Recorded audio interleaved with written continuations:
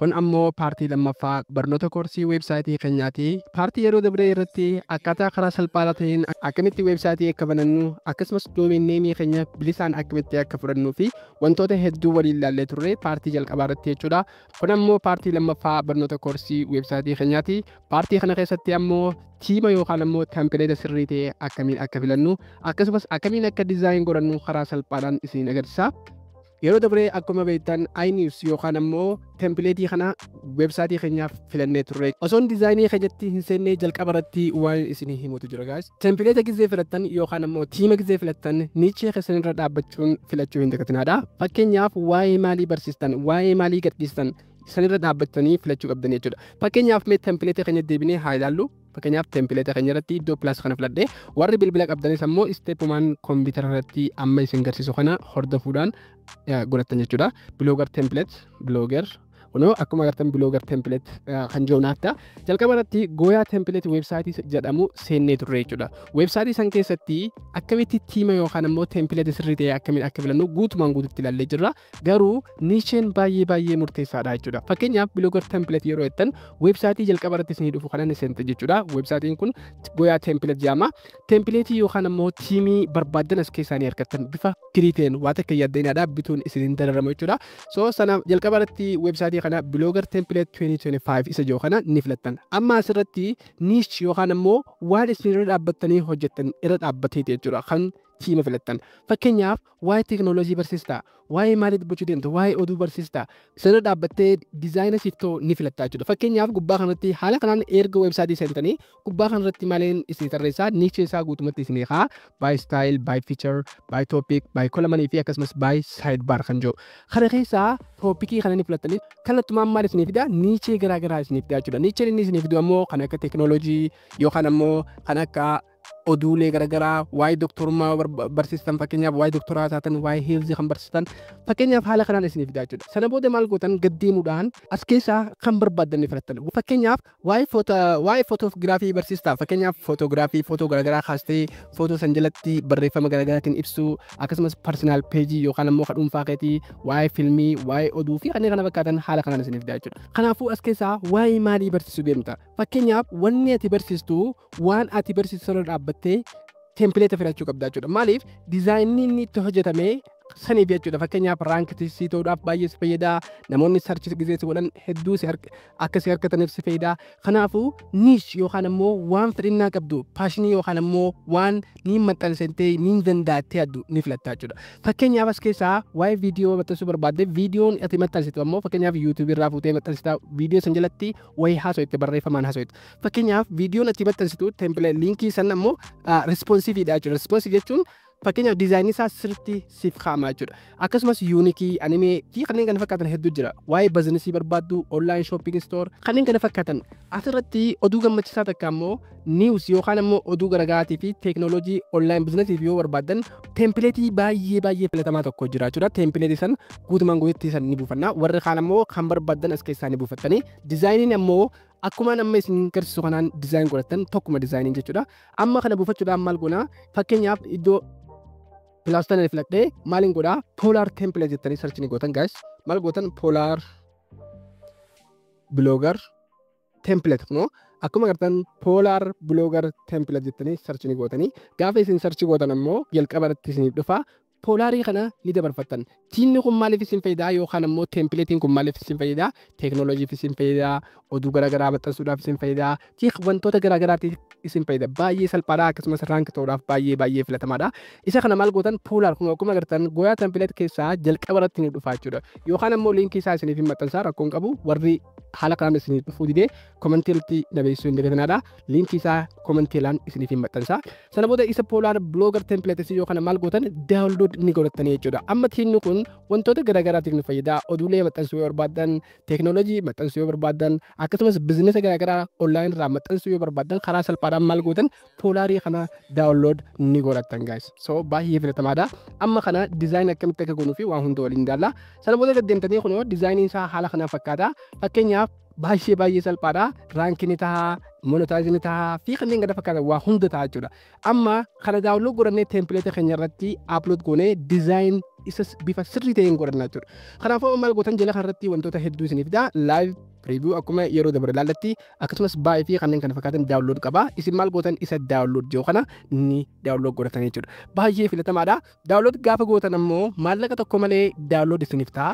Computer irratti daawunlood naa ta'ee jira jechuudha. Polar free version kan jiru. Isinis warri bilbila qabdan haala kanaan daawunlood ni godhatan jechuudha. Akkamitti dizaayinii akka goonuu fi waa hunda waliin ilaalla. Baay'ee professionalitti akkamitti akka jijjiirru waliin ilaalla. Paartii jalqabaa irratti warri bilbila qabdan akkamiin nafaana bu'uu akka dandeessan karaa salphaan isin agarsiisaa jira. Amma erga haala kanaan daawunlood godhannee maal goona faayila keenya ni seenna. Faayila keenya keessaa ziptee jiru wanti kun qollafamee jira waan ta'eef daawunlood isa jooniin fudhadha. Fakkeenyaaf yeroo daawunlood dabarsiisaa jira.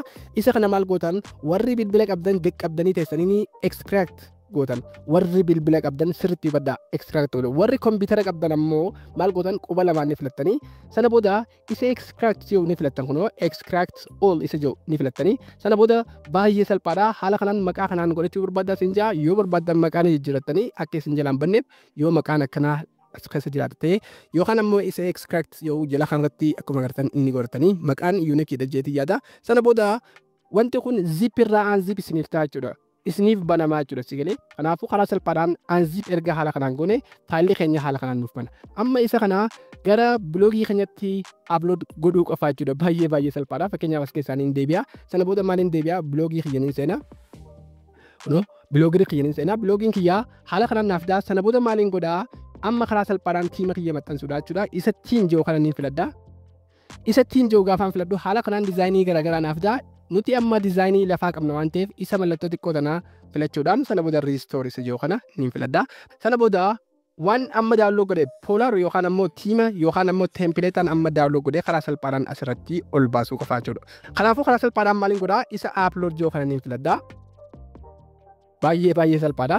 Sana booda akkuma agartan poolaariin kiyya haala kanaan naaf jira sana booda isa kana double tapping godhaa. Sana booda as keessaa sirriitti hubadhaa. As keessaa kan upload ol gootanii jira jechuudha. Kana kam jechuudha fakkeenyaaf kunoo akkuma agartan polar free version isa jiru isa HTML qabu. Sirriitti hubadhaa. Kanaafuu maal gootan isa polar free version isa jiru yookaan ammoo template kamiyyuu yoo dabarfattan isa HTML jiru kun akkuma agartan fakkeenyaaf isa kana gizeen dhaabu Microsoft Edge HTML document isa jiru kana maal gootan upload ni gootan niin filadhaa sana booda isa open jiru niin filadhaa jechuudha. Isa kana open gaafaan jiru kallattumaan websaayitii kiyyaatti kun akkuma agartan restoring theme naan jechaa jira jechuudha. Kanaafuu dizaayiniin guutumaan guututti maal naa ta'a asirratti upload naa ta'a jechuudha. Waaw restore naa ta'ee jira amma immoo dizaayiniin kiyya maal akka fakkaatu gaddeemuudhaan dizaayiniin kiyya maal akka fakkaatu gaddeemuudhaan isa view jiru kana niin filadhaa. Isa view gaafaan filadhu ammoo kallattumaan dizaayiniin kiyya maal akka fakkaatu naaf mul'isa jechuudha. Amma karaa salphaadhaan parsantii 50% xumureetiin jira jechuudha. Akkuma agartan baay'ee filatamaadha. Gubbaa kanarratti akkasumas fiicharii fi documentation download template fi kanneen kana fakkaatan akkasumas loogoo kiyya naaf fidaa jira. Jala kanatti ammoo social media naaf fidaa jira. Haala kanaan jala kanatti dhumarratti yoo ilaaltan ammoo jala kanattis dizaayinii fi kanneen kana fakkaatan naaf fidaa jira jechuudha. Amma home about fi contact fi kanneen kana fakkaatan. Amma haala kanaan erga naaf fidee amma kiyyattiin deeffadhaa jechuudha. Dizaayin godhee kiyyattiin deeffadhaa. Fakkeenyaaf gubbaa kanarratti maqaa fi kanneen kana fakkaatan ni jijjiira, loogoon ni jijjiira, akkasumas advertaayizii fi poost garaagaraa ni maxxansa. Karaa salphaadhaan akkamitti akka goonu ammoo karaa salphaan waliin ilaalla. Amma haala kanaan erga dizaayinii tempileetii keenyaa xumurannee amma dizaayinii mataa keenyaatti dabalana. Dizaayinii mataa keenyaa godhuudhaaf ammoo isa bloogirii keenyatti ni deebina. Sana booda maal goonaa gaddeemuudhaan isa layout yoo nu filanna egaa sirriitti ilaalaadha. Layout isa yoo nu filanna.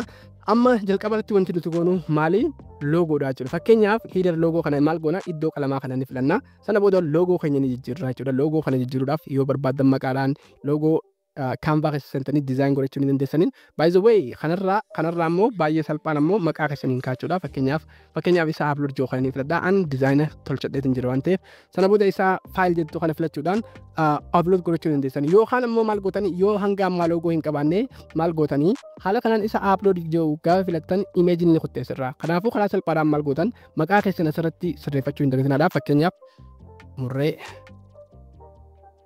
teekiyoon jee fakkeenyaaf bloogii kiyya haala kanaan bade fakkeenyaaf asirratti murree teek jeeniin dhiisa. Sana booda amma gaddeemuudhaan wantoota sadii jala kanarratti isiniif fidaa. Behind title and description instead of title and description isiniif fidaa. Kanaafuu wanti isin gootan kallattumaan save godhuu qofa. Save gaafa gootan maal gootan ammallee deebi'uudhaan save jala kanarratti ni gootanii isa view joo kana ni filanna. Kallattumaan view gaafa filattan ammoo kallattumaan haala kanaan bloogiin keenya nu fida. Wow guys, akkuma agartan maqaan kiyya amma bakka loogoo sanii naaf bu'ee jira jechuudha. Isinis maqaa keessan aad haala kanaan ni godhatan jechuudha. Fakkeenyaaf abaluu jettanii maqaa keessan gaafa aad godhatan kallattumaan maqaan keessan isatti isin dhufa haala kanaan asirratti isin dhufa. Amma wanti nuti goonu loogoo keenya guutumaan guututti jijjiirannee jirra. Amma wanti nuti goonu ammallee as layout keenyatti ni deebina. Sana booda akkuma agartan main menu isa jiru baay'ee murteessaadha jechuudha. Wanti kun baay'ee murteessaadha. Isa kana amma ni jijjiirra jechuudha. Fakkeenyaaf asirraa maal goona isa kana qalama kana ni filanna. Sana booda keessa keenya haala kanaan nuuf fida jechuudha. Ammoo wantoota defaultii haala kanaan nuuf fida. Nuti amma kana guututti maal goona diilee ni goona. Tokkichaa kana malee sirriitti hubadhaa. Isa home jiru kana malee guutumaan guututti diileet ni goona. Fakkeenyaaf diileet hundumaa diileet ni godha. Kan bichaa dhiistan isa home jiru kana bichaa dhiistan. Isa homiin maaliif nu fayyada? Homii keenya gaafa namni tuqu gara websaayitii fuula websaayitii keenyatti aad nu godhama. Fakkeenyaaf sana booda isa kana maal goona isa save jiru ni filanna. Isa save jiru gaafa filannu ammoo kallattumaan save nuuf ta'a jechuudha. Amma maal goona as teennee isa save jiru kana ni filanna. Haala kanaan erga save goonee amma maaltu jira isa home jiru bichaatu websaayitii keenya irra jira jechuudha. Fakkeenyaaf haala kanaan erga save goonee fuula websaayitii keenyaa deebi'uudhaan gubbaa kanarratti wantoota hedduu jira ture. Amma immoo karaa salphaadhaan homii bichaa dhiifannee jirra. Amma asirratti waan nichii keenya wajjin yookaan ammoo websaayitii keenya irratti barsiifnu guutumaan guututti aad ni godhanna. Fakkeenyaaf ani waa'ee teeknooloojiitiin teek jedhee waan hin gadhiisee jiru. Kanaafuu waa'ee teeknooloojiitiin barsiisa waan ta'eef kanaafuu fakkeenyaaf gubbaa kanarratti ammallee isa meenuu jiru kanarratti ni deebi'a. Sana booda isa qalamaa kana ni filadha. Isa qalamaa kana gaafaan filadhu haala kanaan naaf ta'a. Sana booda jala kanarratti isa aad niw kan jiru ni filadha jechuudha. Asirratti aad niw gaafa jettan ammoo maqaa yookaan ammoo peejii keessan aad gootan jechuudha. Fakkeenyaaf waa'ee maalii barsiista? Waa'ee oduu fakkeenyaaf oduu yoo taate oduu ni goota. Fakkeenyaaf oduu yoo taate jechuudha. Oduu jettee asitti ni barreessita. Sana booda isa save yookaan ni filatta. Akkasumas ammallee aad ni goota. Aad ni goota. Peejii keessan akkasumas waa'ee appilikeeshinii yoo barsiistate apps jettee maal goota save ni goota. Fakkeenyaaf waa'ee maalii barsiista? Fakkeenyaaf an kiyya waa'ee oduu waan hin qabneef waan biraatiin godhaa jechuudha. Isin ammoo yoo oduu gadhiistan taate waa'ee oduu fakkeenyaaf waa'ee asirratti ammallee aad ni godhaa. AI isa jiru ni filadhaa. AI waa'ee artificial intelligence jechuudha save ni godhaa. Kanaafuu fakkeenyaaf wantiin asirratti maxxansu deemu peejii keessaa gosoota ramaddii isaaniiti jechuudha. Poostiin ati poost gootu as jala ramadamaa jechuudha. Fakkeenyaaf waa'ee AI yoo maxxansite AI jalatti wantoota maxxanfaman waa'ee appilikeeshinii yoo maxxansite appilikeeshinii jalatti wantoota maxxanfamanii jira jechuudha. Peejiidha jechuudha. Kanaafuu fakkeenyaaf waa'ee murree teek jedhee waan hin baneef waa'ee teeknooloojii qofaan barsiisa jechuudha. Fakkeenyaaf onlaayinii yoon itti barbaades onlaayinii manii fakkeenyaaf yoon jee haala kanaan aad ni godha. Sana booda akkuma agartan haala kanaan naaf kaa'amee jira jechuudha. Isa onlaayinii maniin kun jalqaba irratti dhufu waan qabuuf sarara kana gama gubbaa irratti ni baasa. Gaafaan sarara kana tuqu gubbaa irra naa ba'a jechuudha. Akkuma agartan jalqaba irratti kana dhufa appilikeeshiniin dhumarra taa'u qaba. Sarara xiqqaa kana filachuudhaan haala kanaan soortii yookaan ammoo tartiibaan ni kaa'a. Sana booda amma maal gootan haala kanaan erga barattanii booda kallattumaan maal gootan isa save yookaan ni filattan. Asirratti wanti hubachuu qabdan websaayitii keessatti dhaabbattanii peejii banachuu qabdan jechuudha. Sana booda maal gootan isa save yookaan ni filattanii gaas ammoo websaayitii keenyatti ni deebina. Websaayitii keenyatti gaafa deebinu refresh ni goona. Amma gubbaa kanatti home bichaa jira. Wanti an godhu guutumaan guututti as gubbatti naaf ba'a jechuudha. Peejiin kiyya waaw. Akkuma agartan home online money AI application fi kanneen kana fakkaatan haala kanaan as keessatti naaf ba'a jechuudha. Amma peejii kana irratti fakkeenyaaf waa'ee appilikeeshinii uummatanse namoonni appilikeeshinii gaafa filatan kallattumaan appilikeeshinii guutumaan guututti as jalatti ramadamaa jechuudha gaas. Sirriitti hubadhaa oduu yoo maxxansitan waa'ee siyaasaa yoo maxxansitan waa'ee poolitikaa fi kanneen kana fakkaatan yoo maxxansitan wantoonni isin maxxansitan ramaddii mataa isaa qabaachuu qabdi jechuudha. Mee fakkeenyaaf websaayitii yookaan ammoo biloogii mataa kiyya irratti asin agarsiisu biloogii kiyya seenee fakkeenyaaf murraa tips jettanii sarchii goone as jalatti wantoonni an maxxansu ramaddii mataa isaa qabaachuudha. Ramaddii inni fakkeenyaaf waa'ee appilikeeshinii yoo maxxanse waa'ee appilikeeshinii qofaan dubbadha. Fakkeenyaaf websaayitii kiyya yeroo seenu websaayitii kiyya irratti ramaddii maal akka fakkaatuu fi akkasumas maaltu jalatti seenuu akka qabu karaa gabaabaadhaan isiniin agarsiisa. fakkeenyaaf jechuudha. Kun akkuma agartan websaayitiin kiyya isa kanaan namoonni hin beekne immoo linkii isaa description isiniif kaa'ee jira daawwachuu ni dandeessanii. Sana booda akkuma agartan websaayitiin kiyya haala kanaan naaf fida. Sana booda gubbaa kanarratti home technology hojii online crypto application fakkeenyaaf isa kana warri technology barsiisan warri online irratti waan garaagaraa barsiisuu barbaadan dubbachuu barbaadan isa kana copy gochuu ni dandeessanii. Fakkeenyaaf waa'ee technology yoon dubbadhu waa'ee hojii online waa'ee crypto application haala kanaan peejiin kiyya gubbaa kanarratti naaf dhufaa jira. Fakkeenyaaf akkuma asirratti isin agarsiisetti home online AI application jee haala kanaan isin agarsiise kanatti karaa salphaadhaan peejii keessan eegaa aad godhatanii fakkeenyaaf websaayitii kiyyaarratti yoon tuqu fakkeenyaaf gubbaa kanatti home technology hojii online fi crypto kanneen kana fakkaatanii jira. Fakkeenyaaf hojii online yoo tuqaastu gaafa uummanni hojii online tuqaasu jechuudha yookaan immoo filatu kallattumaan waa'ee hojii online bichaatu peejii kana irratti laxafamaa jira. Fakkeenyaaf komsa hojii toora intarneetii, forex trading, YouTube automation afaan Oromoo waa'ee kanaa kan bichaa akkuma agartan peejiin kun baay'ee murteessaadha jechuudha. Kanaafuu haala kanaan akkamitti ramaddii kana irratti categorize yookaan ammoo akkamitti akka ramadnu tartiibaan isin agarsiisaa jechuudha. Akkuma agartan haala kanaan amma maqaa kan loogoo keenyaa jijjiirannee jirra, home filannee jirra, online AI filannee jirra, application filannee jirra. Fakkeenyaaf gaafa online filattan waan takka isinii fidu blockchain isinii fida. Akkamitti linkii keenyaan aad akka goonu karaa salphaadhaan isin agarsiisa. Humaa hin yaaddeenaadha. Kanaafuu wanti amma isin barbaachisu loogoo jijjiirrachuu akkasumas peejii keessan aad godhachuudha jechuudha. Peejii keessan niishii keessan irra dhaabbataniiti. Haala kanaan eega waa hunda fixannee booda ammallee maal goonaa bilooga dhiyaatu kanatti ni deebina. Sana booda gujjala kanarratti gad deebi'uudhaan feature page isa joo kana ammas feature post nammoo erga posti maxxansinee booda kana gonkumaa itti yaaddeenaadhaaf kanas bira kuttu akkasumas inni itti aanu immoo social media dha guys. Social widget kan joo kana ni filattan qalama isaa kana ni filattan isa kana websaayitii keessa linkii keessan aad godhattan. Fakkeenyaaf jala kanatti akkuma gad deemtan Facebook jira, Twitter jira, LinkedIn jira, Reddit fi Pinterest yoo barbaadan WhatsApp fi kanneen kana fakkaatan aad ni godhatanii YouTube yoo qabaattan isa qalamaa kana ni filattanii linkii YouTube keessanii copy paste godhuudhaaf gaafa namni YouTube tuqu kallattumaan namoonni kallattiin YouTube keessan akkasiin isin gargaara. Akkasumas Instagram yoo qabaattan Instagram keessanis aad ni godhatanii baay'ee salphaadha. Linkii keessan copy paste asitti godhuudhaa jechuudha. Baay'ee isin fayyada. Social media keessanis akka guddatuu fi kanneen kana fakkaatan isin fayyada. Fakkeenyaaf Facebook yoo qabaattan Facebook haala kanaan linkii keessan linkii yookaan profile ta'uu danda'a. Facebook page ta'uu danda'a. Karaa salphaadhaan asirratti aad ni godhatanii sana booda save joo filachuudhaan kallattumaan save ni godhatanii sana booda kunoo chaanaliin kiyya haala kanaan naaf fida. Namoonni hanga ammaa subscribe hin godhin subscribe godhuu hin dagatinadha. Gaafa subscribe gootan ammoo itti deebi'uudhaan iddoo all yoo kana banachuu hin dagatinadha. Maaliif isin fayyada? Viidiyoo nan gaddisuu nama hunda dura akka isin dhaqqabuuf isin gargaara guys. Amma maaliin godhaa? Linkii kiyya copy godhuudha. Linkii kiyya copy godhuudhaaf karaa salphaadhaan haala kanaan quba lama filachuudhaan copy link isa joo kana ni filadha. Copy link address joo kana ni filadha. Isinis channel keessan haala kanaan copy ni godhatanii sana booda isa website kiyyatti ni deebi'a layout.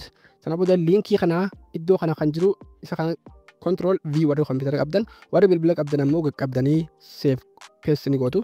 Karaa salphaadhaan sana booda isa save joo kana ni filadha. Wow, sana booda ammallee isa save joo kana ni filadha. Ammallee gaafa save gootan iddoo kanatti save ta'uu isaa mirkaneeffadha. Isa save joo kana ni filattanii. Kanaafuu bakka sadeenuttu save ni gootanii erga haala kanaan save goonee amma linkiin kiyya aad naatee jira jechuudha. Namoonni gaafa linkii san tuqan yookaan ammoo loogoo YouTube san tuqan kallattumaan maal ta'an gara YouTube kiyyaatiin keessaaf. Kanaafuu haala kanaan linkii keessan guutumaan guututti aad ni godhatanii jechuudha. Kanaafuu gaafa namni linkii keessan tuqu kallattumaan gara linkii keessan social media keessanii isaan keessaa jechuudha. Inni itti aanu ammoo gad deemuudhaan akkuma agartan popular post akkasumas subscribe kanneen kana fakkaatan hedduu jira. Inni itti aanu popular postidha. Popular postiin ammoo erga postii garaagaraa maxxansinee booda paartii itti aanu keessatti ammoo karaa salphaadhaan akkamitti akka maxxansinu guutumaan guututti waliin ilaalla. Sana booda akkamitti linkiin keenya aad akka walitti connect ta'u yookaan ammoo peejii keenya wajjin akkamitti akka connect walitti ta'u ni ilaalla. Inni itti aanu ammoo subscribeidha. Subscribe isa joo kana loogoo ni filattanii loogoo filachuudhaan chaanalii viidiyoo keessan aad asitti ni gootan gaas. Gaafa filattan haala kanaan linkiin isiniif fida. Fakkeenyaaf mee peejii keenyatti gaafa deemnu haala kanaan nuuf fida. Sana booda jala kanarratti akkuma agartan chaanalii nama biraatu jira jechuudha. Chaanalii isaanii aad ta'ee jira.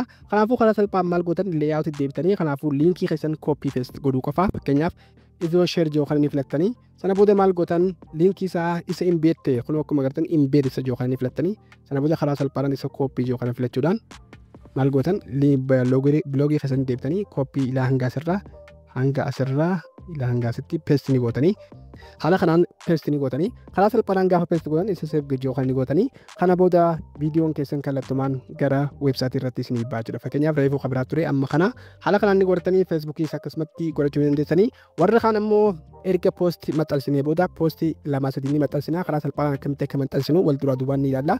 Sana booda haala kanaan jira irratti akkuma agartan ammoo wantoota sadii nuuf fida footar peeji kan jedhudha isa kana mallattoo kana ni filanna. Sana booda peejii dirqama godhuu qabdan haala kanaan isiniif ta'ee jira home about contact fi akkasumas privacy fi kanneen kana fakkaatanii daana. Peejii itti daanuu kan dirqama itti daanuu fi akkasumas barreeffama sirriitti itti daanuu guutumaan guututti ni jira. Gaafa post maxxansinu walumaan guutumatti ni ilaalla. Paartii itti daanuu keessatti paartii kana keessatti ammoo tempileeta bareedaa akkamitti akka filatan diizaayinii akkamitti akka godhatanii fi akkasumas peejii garaagaraa akkamitti akka kiriit godhan waliin ilaallee jirra. Viidiyoon kun waan dheerateef paartii itti daanuu keessatti ammoo akkamitti poostii keenyaa fi akkasumas peejii keenyaa akkamitti akka wal qunnamsiisnu akkasumas privacy fi terms keenyaa akkamitti akka kiriit goonu guutumaan guututti waliin ilaalla. Viidiyoo itti daanuu keessatti hanga walitti deebi'utti ammoo nagaan naa tura.